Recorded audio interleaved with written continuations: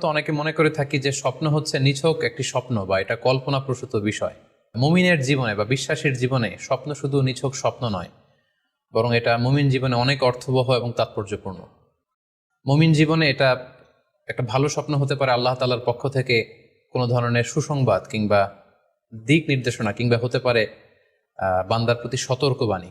একচোখা বস্তুবাদীরা বলে থাকে আমরা যখন ঘুমাই তখন মস্তিষ্ক আমাদের স্মৃতিগুলো নিয়ে নাড়াচাড়া করে, আমাদের স্মৃতিগুলোকে পুনর্বিন্যাস করে, আর সেটাই আমাদের কাছে স্বপ্ন হিসেবে ধরা দেয়। অর্থাৎ তারা বলতে চায় যে স্বপ্ন হচ্ছে ঘুমের ঘোরে আমাদের দৈনন্দিন জীবনে ঘটে যাওয়া আমাদের চিন্তা বা ভাবনার প্রতিচ্ছবি। কিন্তু ইসলামের দৃষ্টিতে স্বপ্ন শুধু আমাদের চিন্তা ভাবনার প্রতিচ্ছবি নয়, এটা হতে পারে আল্লাহ তাআলার পক্ষ থেকে সুসংবাদ, হতে পারে গ্ল্যাড টাইডিংস কিংবা সতর্কবাণী। তাই এই স্বপ্নের ব্যাপারে আমাদেরকে খুব ভালো ধারণা রাখা উচিত।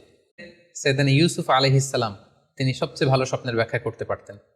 সাহাবাদের মধ্যে সাইয়েদনা আবু বকর রাদিয়াল্লাহু তাআলা আনহু চমৎকার স্বপ্নের ব্যাখ্যা করতে পারতেন, এবং তাবিঈদের মধ্যে মুহাম্মদ ইবনে সিরিন চমৎকার স্বপ্নের ব্যাখ্যা করতে পারতেন। আর বলার অপেক্ষা রাখে না যে অবশ্যই আল্লাহ রাসূল সাল্লাল্লাহু আলাইহি ওয়াসাল্লাম তিনিও চমৎকার স্বপ্নের ব্যাখ্যা করতে পারতেন।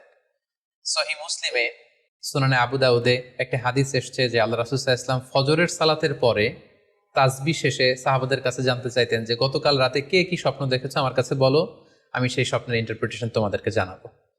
কারণ নবী সাল্লাল্লাহু আলাইহি ওয়াসাল্লাম ইদা সাল্লা সুবহা আকবাল আলাইহিম বিওয়াজহিহি ফাকালা হাল রাআ আহাদুম মিনকুম আল বারিহাতা রুইয়া।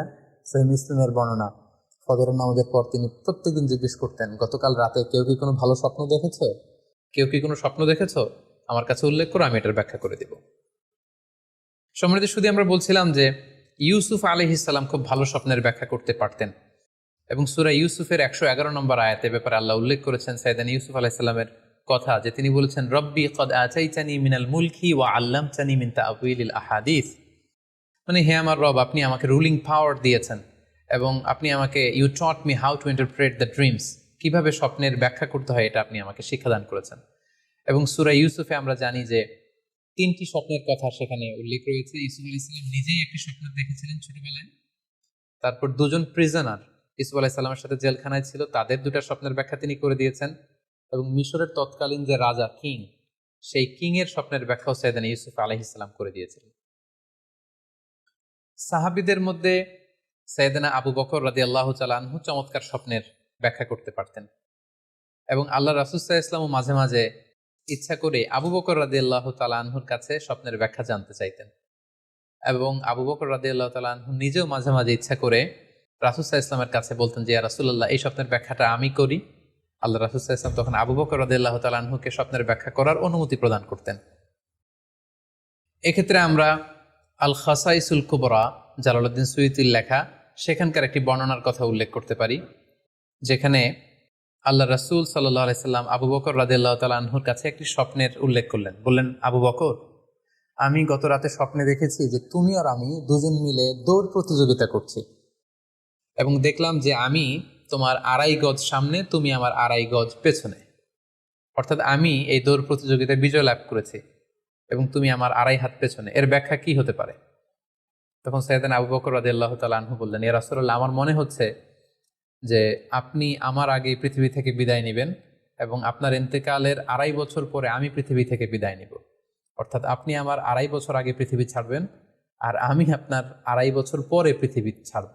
এবং আমরা যদি বাস্তবতা এবং ইতিহাস খেয়াল করি তাহলে আমরা সেটাই দেখব যে আল্লাহ রাসূল সাল্লাল্লাহু আলাইহি সাল্লামের ইন্তেকালের 2.5 বছর পরে সাইয়েদনা আবু বকর রাদিয়াল্লাহু তাআলা আনহু তিনি ইন্তেকাল করেছিলেন। সাইয়েদনা আবু বকর রাদিয়াল্লাহু তাআলা আনহুর স্বপ্ন ব্যাখ্যার পারদর্শিতা নিয়ে আমরা এক্ষেত্রে মুস্তাদরিকে হাকিমের একটি হাদিস উল্লেখ করতে চাই, যেখানে হাদিসটি মুস্তাদরিকে হাকিমে এসেছে, সুনানে আবু দাউদে এসেছে এবং হাদিসটি সহিহ। আম্মা জান আয়েশা রাদিয়াল্লাহু তাআলা আনহা উনি একটি স্বপ্ন দেখলেন যে আকাশ থেকে 3টি চাঁদ ওনার ঘরে খসে পড়েছে, এবং এই স্বপ্ন দেখে তিনি ওনার পিতা আবু বকর রাদিয়াল্লাহু তাআলা আনহুকে জিজ্ঞেস করলেন যে আমি স্বপ্নে দেখেছি যে আকাশের 3টি চাঁদ এসে আমার ঘরে পড়েছে, এর ব্যাখ্যা কি হতে পারে? তখন আবু বকর রাদিয়াল্লাহু তাআলা আনহু ওনার কন্যা আম্মা জান আয়েশা রাদিয়াল্লাহু তাআলা আনহাকে বললেন যে এই স্বপ্নের ব্যাখ্যা হচ্ছে এই পৃথিবীর 3 জন মানুষের কবর তোমার ঘরে অবস্থিত হবে। সুবহানাল্লাহি বিহামদি।